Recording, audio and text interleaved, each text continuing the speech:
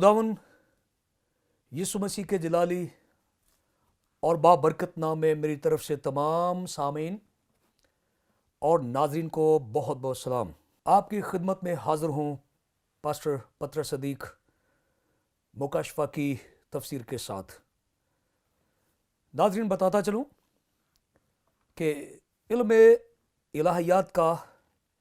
एक जामे मज़मून क्रिश्चियन एस्कटोलॉजी हम सीख रहे हैं, यानी मसीही इल्मुल आखिरत। किताब मुक़द्दस में कुछ कुतुब, बहुत से अबवाब और बहुत सारी आयात ज़माना-ए आखिरत से पर्दा हटाती हैं, लेकिन फिल वक्त हम मुकाशफा की किताब के बारे में सीख रहे हैं। आपको याद होगा कि हमने मुकाशफा की किताब में से पहले बाब में से तफसील के साथ तमाम आयात को सीखा, और अब हमने खुदावंद के फजल से दूसरे बाब को शुरू किया हुआ है। और दूसरे बाब में हम देख रहे हैं 7 कलीसियाओं के हवाले से। दूसरे बाब की पहली आयत से लेकर 5वीं आयत मुकद्दसा तक हम सीख चुके हैं, और आज हम 6ठी आयत मुकद्दसा सीखने वाले हैं। और इससे पहले पैगाम में हमने 6ठी आयत में से बड़ी तफसील के साथ जो है निकुलियों के बारे में सीखा था, और आज हम मज़ीद इस पे कुछ रोशनी डालेंगे और कुछ जानकारी हासिल करेंगे। लेकिन इससे पहले कि आज हम फिर कलाम पाक में से सीखें, यानी मुकाशफा की किताब में से सीखें, मैं चाहूँगा आइए हम अपने सरों को झुकाएं, अपनी आंखें बंद करें और दुआ मांगें। कादिर मुतलक खुदा, हम तेरी इस्ताइश करते हैं, सारा जलाल सारी इज्जत तेरे कदूस नाम को मिले। कोई इंसान अपने इल्म, अपने मंतिक, अपनी जहनियत से, अपनी सोच की ताकत से तेरे कलाम को ना सिखा सकता है, ना सीख सकता है। चूँकि तेरा कलाम अल्हाम से है, तेरे दम से है, तेरे सांस से है, इसलिए फजल दे कि मैं तेरे कलाम को बयान करूं और तेरे लोगों को तेरे कलाम की समझ आए। और इस वक्त जो लोग तेरे कलाम को सुन रहे हैं, देख रहे हैं, उनमें से अगर कोई बीमार है, कमज़ोर है, लागिर है और सुनने में, समझने में कुछ रुकावट महसूस कर रहा है, तो यीशु के कदूस नाम के सबब से सारे जुए टूट जाए, बीमारियां जाती रहें, कमजोरियां जाती रहें, जहन, जज्बात, ख्यालात को यकसुई अता कर, ताकि वो बड़े ध्यान के साथ, गौर के साथ तेरे कलाम को सुने, सीखे, बरकत पाए। मसीह खुदा के वसीले से आमीन। तो नाज़रीन, आज एक बार फिर हम मुकाशफा की किताब, उसका दूसरा बाब और उसकी 6ठी आयत मुकद्दसा पे गौर करेंगे और बहुत सारी मुफीद मालूमात हासिल करेंगे और बरकत पाएंगे। लेकिन इससे पहले कि मैं कुछ बयान कर सकूं, मैं 6ठी आयत मुकद्दसा को फिर आज के लिए तिलावत करना चाहता हूं। लिखा है, अलबत्ता तुझ में ये बात तो है कि तू निकुलियों के कामों से नफरत रखता है, जिनसे मैं भी नफरत रखता हूं। तो अगर आप बाकायदगी के साथ PMI चैनल देखते हैं और फिर मुकाशफा की तफसीर बाकायदगी के साथ सीख रहे हैं, तो आपको याद होगा कि मैंने तफसील के साथ निकुलियों के लफ्ज़ के बारे में कुछ बयान किया था। लेकिन आज फिर मैं थोड़ा सा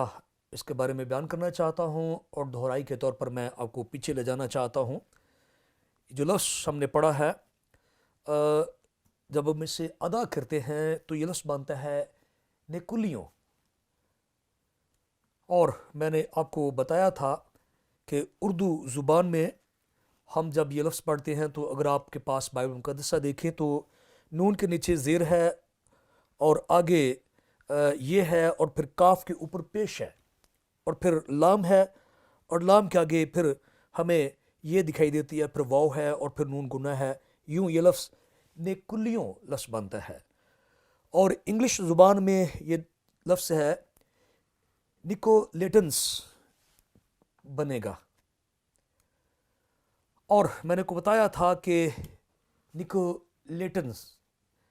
یہ لفظ جو ہے اس کی جو روٹ ہے یونانی زبان کا لفظ ہے جو کہ کمپاؤنڈ ورڈ ہے، یعنی مرکب ہے، یعنی دو لفظوں سے مل کر بنا ہے، جو کہ بالترتیب نکوس جس کا مطلب فتح، وکٹری یا غلبہ یا حکومت کرنا ہے، اور دوسرا لفظ لاؤس جس کا مطلب لوگ، عوام یا پبلک ہے. یوں نکولیٹنس کا جو پورا مطلب ہے وہ عوام پر حکومت کرنا ہے. نکولیوں کا مطلب ہے لوگوں پر حکومت کرنا، جس کا مفہوم یہ بنتا ہے کہ کوئی ایسا طبقہ تھا، کوئی ایک ایسی جماعت تھی جو دوسروں پر حکومت جتاتی تھی. یہ حکومت سیاسی تھی یا مذہبی تھی، یہ ہم آگے چل کر جانیں گے. تو میں پھر بتانا چاہتا ہوں آج آپ کو کہ ابتدائی مصنفین، مورخین اور محافظ ایمان جنہوں نے مسیحی تاریخ میں اپنے قلم کے زور سے مسیحیت کو ڈیفینڈ کیا، تحفظ دیا، ہم ان کبھی بھی ان ناموں کو بھلا نہیں سکتے. وہ آج کی مسیحی دنیا کے اندر ان کو بہت کم یاد کیا جاتا ہے، بہت کم یاد رکھا جاتا ہے، لیکن کم از کم ابتدائی زمانے میں جب مسیحی لوگ ترقی کر رہے تھے اور کلیسیا اپنے قدم جمانے میں کوشاں تھی، سن 100 تک آخری رسول جو یوحنا جس نے مکاشفہ کی کتاب لکھی وہ بھی اپنے خالق حقیقی کے پاس چلا گیا. جن لوگوں نے بعد میں اپنے قلم کے زور سے، اپنی تقریر کے زور سے، اپنے پیغامات سے کلیسیا کو سنبھالا، تاریخ میں ان کو کبھی بھلایا نہیں جا سکتا. ان مشہور اور معروف ناموں میں ہمارے سامنے ملیتو، ٹرٹلیان، جرسوم اور کلیمٹ آف اسکندریہ، اور ان میں ایرینیوس اور ہپولیتس یہ بڑے خاص نام ہیں. ان معروف ناموں میں دو نام ایرینیوس اور ہپولیتس انہوں نے بیان کیا کہ نکولیٹنس یعنی نکولیوں کا بانی نکلاؤس تھا، جس کا تذکرہ اعمال 6 باب کی 6 آیت میں کیا جاتا ہے، جہاں 7 لوگوں کو ڈیکنس کی خدمت کے لیے مقرر کیا گیا. ان میں ایک نام نکلاؤس بھی تھا اور ساتھ لکھا ہوا کہ وہ انتاکی تھا، یعنی انتاکیہ کا رہنے والا تھا، اور وہ یہودی نو مرید تھا. ان دو رائٹرز کے مطابق نکلاؤس کی جو بیک گراؤنڈ تھی، پس منظر تھا، وہ انتاکی تھا، اور یہ کہ وہ ان 7 میں واحد ایسا شخص تھا جو غیر یہودی تھا. اور ہم نے سیکھا تھا کہ وہ غیر یہودی ہونے کی وجہ سے بت پرست مذہب کا تھا اور جادوگری کی سرگرمیوں میں حصہ لے چکا تھا، اور کسی زمانے میں جب اس نے کسی یہودی مبلغ کو سنا تو وہ یہودی ہو گیا اور واحد خدا پر ایمان لے آیا. اسی اسنا میں جب مسیحت وجود میں آئی تو اس نے کسی مبلغ سے خدا کا کلام سنا اور وہ مسیحی ہو گیا، اور یوں کم از کم وہ ایک جانا جانے والا شخص تھا، یعنی ہزاروں لوگوں نے بپتسمہ لیا تو 7 لوگوں میں اس کا نام آیا۔ تو یوں ان 2 معروف مقدسین کے مطابق نکولاؤس، جو انگلش میں نیکولس ہم اسے کہیں گے، تو نکولاس جو ہے یہ انطاکیہ کا رہنے والا تھا۔ تو ان قدیم علماء کے مطابق چونکہ یہ شخص یا یہودی تھا، بت پرست تھا، یہودی ہوا اور بعد میں مسیحی ہوا، تو اس وجہ سے 2 مذاہب تبدیل کرنے کے سبب سے اس کی شخصیت پہ بہت گہرا اثر پڑا۔ جب اس نے اپنے آبائی مذہب کو چھوڑا تو اس میں دلیری اور جرت پیدا ہوئی، اور جب اس نے تیسرا مذہب قبول کر لیا تو اس میں اور بھی جرت مندی پیدا ہو گئی۔ شو میں پتہ چلتا ہے کہ نکولاس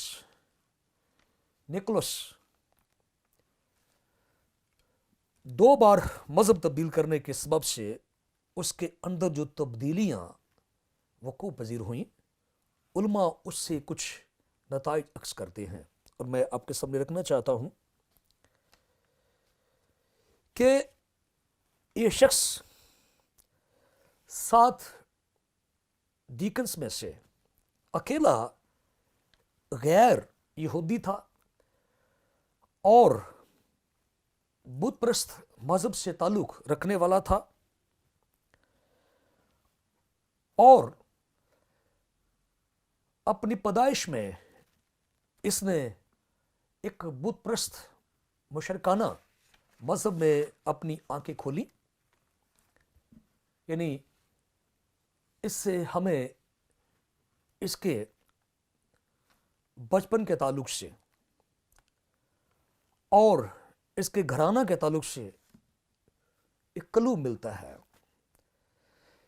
ایک سچائی ہمارے سامنے آتی ہے، اور یوں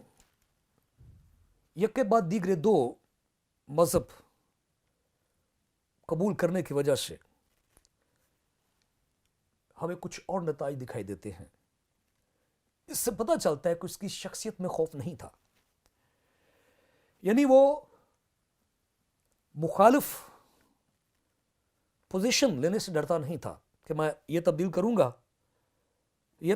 گا تو مجھے کچھ نہیں ہوگا۔ اس کے دل میں کوئی خوف نہیں تھا،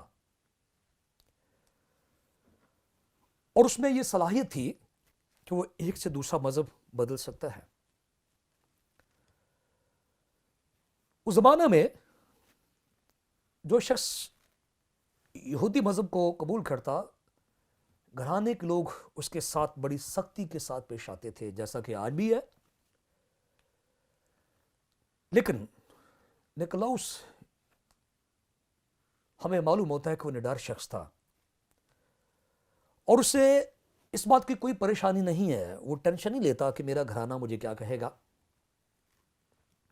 اور یوں وہ ایک نڈر بے خوف شخص دکھائی دیتا ہے، جو ایک مذہب سے دوسرے مذہب میں جا سکتا ہے، دوسرے خیالات قبول کر سکتا ہے۔ یوں وہ ایک آزاد مفکر ہمیں دکھائی دیتا ہے۔ یعنی جو غالباً سی بات ہمیں دکھائی دے رہی ہے وہ یہ ہے کہ وہ ایک آزاد خیال شخص ہے، وہ کسی بھی نئے خیال کو اپنے ذہن میں جگہ دے سکتا، اس کا ذہن کھلا ہوا ہے، کوئی بندش نہیں ہے، بہت زیادہ پرکھنے کی ضرورت نہیں ہے، اور وہ ایک آزاد خیال شخص ہمیں دکھائی دیتا ہے جو دیگر تصورات کو، دیگر خیالات کو، دیگر مذاہب کو فوراً قبول کر لیتا ہے، اور یوں علماء کے مطابق وہ ایک کھلے ذہن کا شخص ہے، ایک مذہب سے دوسرے مذہب کے بعد وہ فوراً دوسرے خیالات کو اپنے ذہن میں قبول کرتا ہے، اور یوں اس عمل سے ہمیں ایک بڑا خطرناک پہلو دکھائی دیتا ہے کہ نکولس کی جو شخصیت ہے وہ کمپرومائز پرسنالٹی ہے، یعنی وہ سمجھوتا کرنے والا شخص ہے، اور وہ دوسرے دیگر خیالات کے ساتھ سمجھوتا کر سکتا ہے، قبول کر سکتا ہے، اور ان سے وہ کسی طرح کی جو ہے وہ دشمنی نہیں لیتا، یا ان کو ریجیکٹ نہیں کرتا، ان کی تردید نہیں کرتا، انہیں رد نہیں کرتا۔ کم از کم اس کے پس منظر سے یہ نتیجہ ہمارے سامنے لازماً آتا ہے۔ بتاتا چلوں کہ ضروری نہیں ہے کہ ہر تبدیل ہونے والا شخص ایسا ہی کرے، لیکن چونکہ نیکولیوں کے حقائق، ان کا انحراف ہمارے سامنے آیا، اس لیے ہمیں یہ جانکاری حاصل کرنا پڑی، اور علماء نے اس پہ تحقیقات کی جو آج ہمارے لیے بڑی مفید ہیں۔ تو ناظرین، علماء کے مطابق نکولاؤس کی شخصیت کے اندر جو چربا بنا ہوا تھا، جو مکسچر بنا ہوا تھا، اس میں مکسنگ مائنڈ پرسنالٹی جو رچی بسی تھی، اس کا خطرناک پہلو جو سامنے آیا وہ یہ تھا کہ نکولس کے مطابق مسیحیت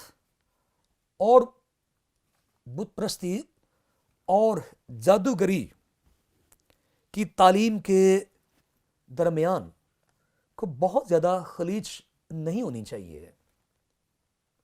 اور جیسے میں نے ابھی بتایا کہ اس طرح سے اس نے ایک ایسا راستہ نکالا جسے ہم آج درمیانی راستہ کہتے ہیں، کہ یہ بات بھی نہ چھوڑی جائے، یہ بات بھی نہ چھوڑی جائے، یہ بھی ٹھیک ہے، یہ بھی ٹھیک ہے۔ یعنی نکولس کے مطابق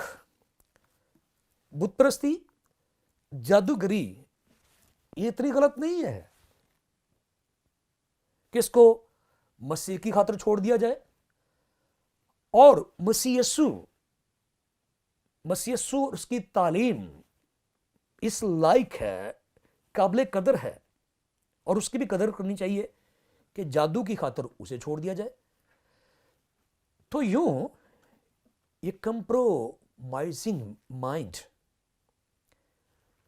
اور یہی شخص جو ہے آگے چل کر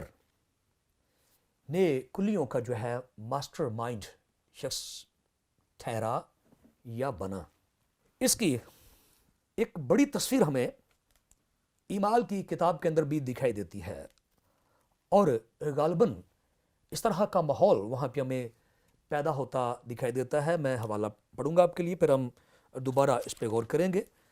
اعمال کی کتاب اس کا 15واں باب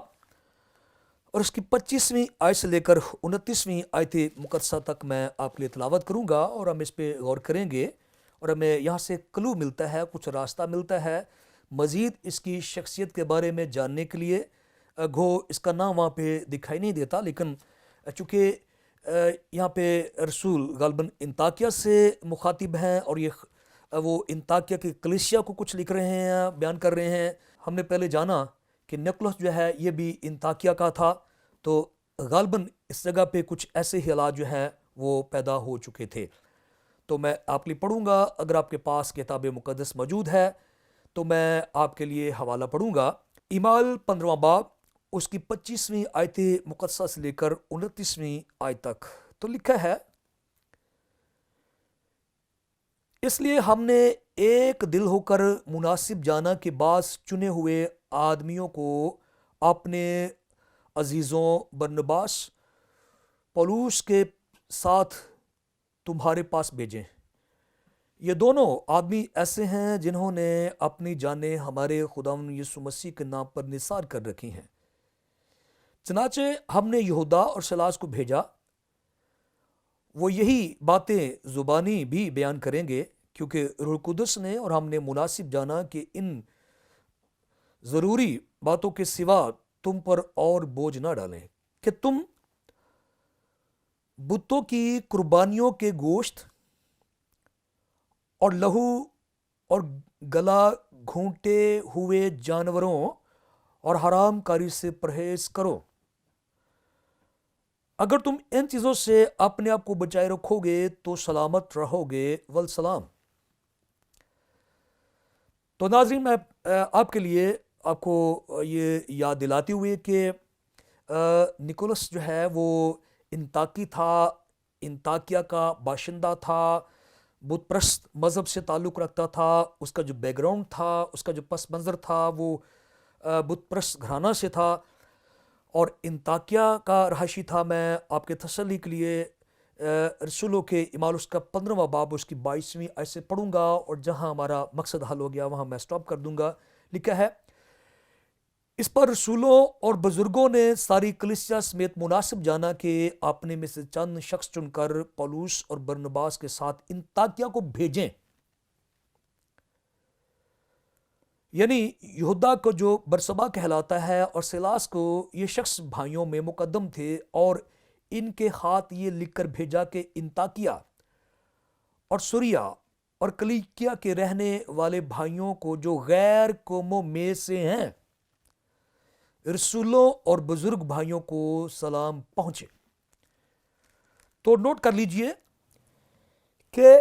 یروشلم میں ایک کونسل بلائی گئی جو رسولوں کی جماعت پر مشتمل تھی۔ شکایت یہ ملی تھی کہ غیر اقوام کی کلیسیوں میں، خصوصاً انطاکیہ کی کلیسیا میں، ایسے مسیحی موجود ہیں جو بتوں کی قربانیاں کھاتے ہیں، جانوروں کا خون بہائے بغیر ان کا گوشت کھاتے ہیں، گلا گھونٹ دیتے ہیں اور ان کو ذبح کر لیتے ہیں، جو کہ شریعت اور کلام کے مطابق ٹھیک نہیں تھا۔ چلے مان لیا کہ یہ باتیں تو بڑی سنگین ہیں، لیکن چلے ہم مان لے، فرض کر لیتے کہ چلے انہیں اتنی سنگین دکھائی نہیں دیتی۔ اس کے ساتھ شاید آپ نے سنا ایک لفظ لکھا ہے کہ حرام کاری سے پرہیز کرو۔ یاد رکھیے ناظرین، جب بھی کبھی آپ کتاب مقدس میں بت پرستی کے حوالے سے ممانمت پڑھتے ہیں،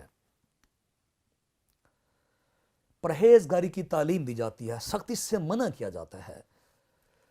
بت پرستی اور حرام کاری کا چولی دامن کا ساتھ ہے۔ بت پرستی کے ساتھ حرام کاری جڑی ہوئی ہے، اور جہاں جہاں بھی بت پرستی کی جاتی ہے وہاں حرام کاری ہونا ایک فطری بات ہے۔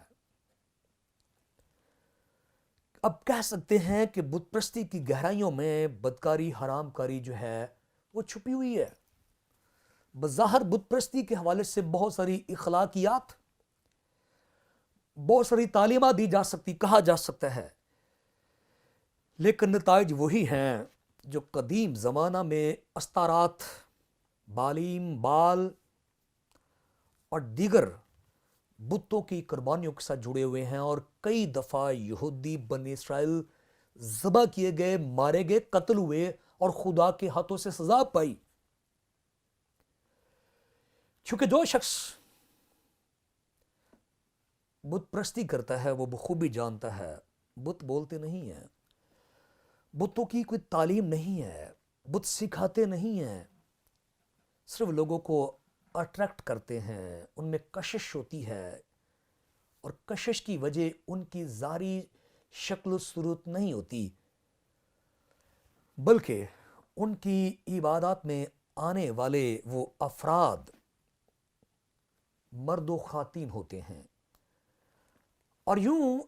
ایسی جگہیں نتیجتاً عیاشی کا اڈا بن جاتی ہیں۔ اور یہاں پہ الہام سے لکھا ہوا ہے کہ وہ بتوں کی قربانیاں کھا رہے ہیں، ایسے جانور کھاتے ہیں جنہیں گلا گھونٹ کر ذبح سمجھا جاتا ہے۔ ساتھ ہی حرام کاری لفظ